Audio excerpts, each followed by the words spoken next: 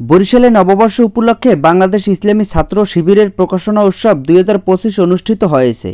২৫শে জানুয়ারি শনিবার থেকে বরিশাল মহানগর শাখার আয়োজনে নগরীর ঐতিহ্যবাহী বেলস পার্কে ৩ দিনব্যাপী এই মেলার আয়োজন করা হয়। উক্ত মেলার শুভ উদ্বোধন করেন বাংলাদেশ ইসলামী ছাত্র শিবিরের কেন্দ্রীয় কার্যকরী পরিষদের অন্যতম সদস্য ও বরিশাল মহানগর সভাপতি রিয়াজুল ইসলাম। প্রকাশনা উৎসবের শেষ দিন ২৭শে জানুয়ারি সোমবার বিভিন্ন স্টল পরিদর্শন করেন সরকারি সৈয়দ হাতেম আলী কলেজের অধ্যক্ষ প্রফেসর হারুনার রশিদ হাওলাদার। এ সময় তাকে বরিশাল ইসলামী ছাত্র শিবিরের পক্ষ থেকে উপহার সামগ্রী তুলে দেওয়া হয়। প্রকাশনা মেলার শেষ দিনে দর্শনার্থীদের উপচে পড়া ভিড় লক্ষ্য করা গেছে। দীর্ঘ বছর পরে বরিশালে প্রকাশ্যে ছাত্র শিবিরের প্রকাশনা উৎসবের সকল শ্রেণী পেশার মানুষের সমাগম ঘটে। কেউ কিনছেন পছন্দের বই, কেউ কিনছেন ক্যালেন্ডার কিংবা ম্যাগাজিন। প্রতিটি বই গ্রাহকের মনে স্থান পেয়েছে, কেননা ইসলামের অনুশাসন মেনে চলতে এসব বইয়ের বিকল্প নেই।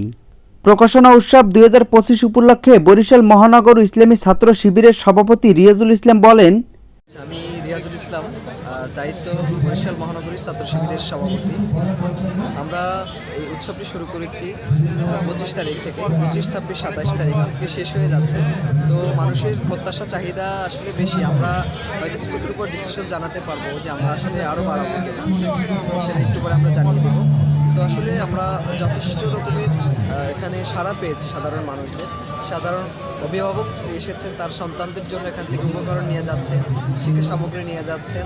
কারণ ইসলামী ছাত্র শিবিরের যে প্রকাশনা সামগ্রী, যে সাহিত্য সামগ্রী, একজন পরিপূর্ণ মুসলিম হিসাবে তৈরি হওয়ার জন্য এগুলো যথেষ্ট। আমরা বলছি একটু আগেও একটা গণমাধ্যমকে যে Islam is the complete code of life. ইসলামী ছাত্র শিবির সেই ইসলামের প্রত্যেকটা সেক্টর নিয়ে কাজ করে। এখানে অর্থনীতির উপরে বই আছে, সমাজনীতির উপরে বই আছে, হিস্ট্রি নিয়ে বই আছে, এখানে তাত্ত্বিকের উপরে বই আছে, কোরআন হাদিসের উপরে স্পেসিফিকভাবে সিলেবাস ভিত্তিক বই আছে। এগুলো পড়ার মধ্যে দিয়ে একজন শিক্ষার্থী নিজেকে তৈরি করতে পারে। এর বাইরে সাধারণ শিক্ষার্থীদের মননশীলতা বিকাশের জন্য যথেষ্ট রকম সামগ্রী আমাদের এখানে আছে। মৌলিক বিষয়গুলো সাবলীলভাবে উপস্থাপন করা আছে, তারা পড়ে খুব সহজে ইসলাম সম্পর্কে জানতে পারেন। এর বাইরেও এখান থেকে বিজ্ঞান শেখার জন্য, ইংলিশ এবং গণিত শেখার জন্য মৌলিক একবারে সিম্পল চমৎকারভাবে উপস্থাপন করা আছে। এখান থেকে চাইলে সেই বুকলেটগুলো বা চাইলে সেই স্টিকার কার্ডের মাধ্যমে তারা এখানে সহযোগিতা নিতে পারে। তো সামগ্রিকভাবে আমাদের এই যে আমরা যে প্রেজেন্টেশনটা করলাম, আমরা ফিল করতেছি যে না, আসলে বিগত প্রায় ১৭ বছর আমরা এটা করতে পারিনি। এখন করার মধ্যে দিয়ে সাধারণ মানুষের আগ্রহ দেখে আমরা আপ্লুত। আসলে এখানে মানুষ এসে আমাদের কাছে তার আবেগী কথাগুলো বলছেন, তার পছন্দ মতো এখান থেকে সামগ্রী নিয়ে যাচ্ছেন। দর্শককে আমরা ভালো লাগছে সাধারণ মানুষের আগ্রহ দেখে। আমরা এই আয়োজনগুলো আরও ধারাবাহিকভাবে বজায় রাখবো, কন্টিনিউ করবো। সাধারণ মানুষের কাছে ইসলামের আহ্বানগুলো, ইসলামী আন্দোলনের আহ্বানগুলো আমরা পৌঁছে দেবো। এছাড়াও ইসলামী ছাত্র শিবির বরিশাল মহানগরের সাবেক সভাপতি মোহাম্মদ নাসির উদ্দিন বলেন, মোহাম্মদ নাসির উদ্দিন, আমি ইসলামী ছাত্র শিবিরের বরিশাল মহানগরীর সাবেক সভাপতি ছিলাম এবং কেন্দ্রের কার্যকরী পরিষদ সদস্য ছিলাম। তো আমি ইসলামী ছাত্র শিবিরের এই মেলার আয়োজনে আমি দাওয়াতপ্রাপ্ত হয়ে এই মেলায় এসেছি। এসে সত্যি অনেক ভালো লেগেছে। আপনারা জানেন যে ইসলামী ছাত্র শিবিরের বিগত ১৭ বছর এই যে ফ্যাসিস্ট সরকার ছিল, ১৭ বছর এই সরকার আসলে ইসলামী ছাত্র শিবিরের মতো কোনো সংগঠনকেই কোনো ধরনের কার্যক্রম করতে দেওয়া হয়নি।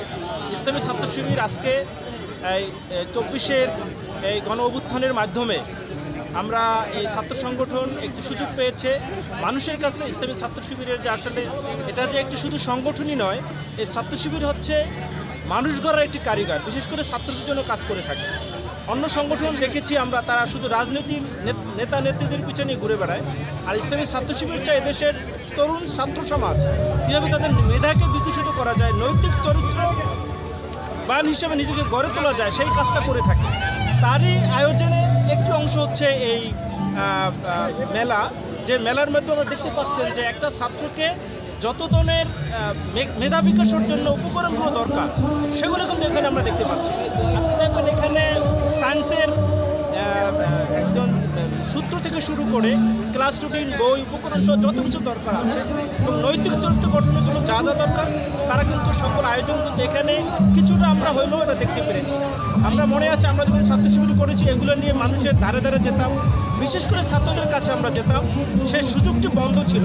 আজকে মেলার মাধ্যমে আমরা প্রমাণ করতে পেরেছি না ছাত্র শিবির তারা তাদের আগের মতোই আছে।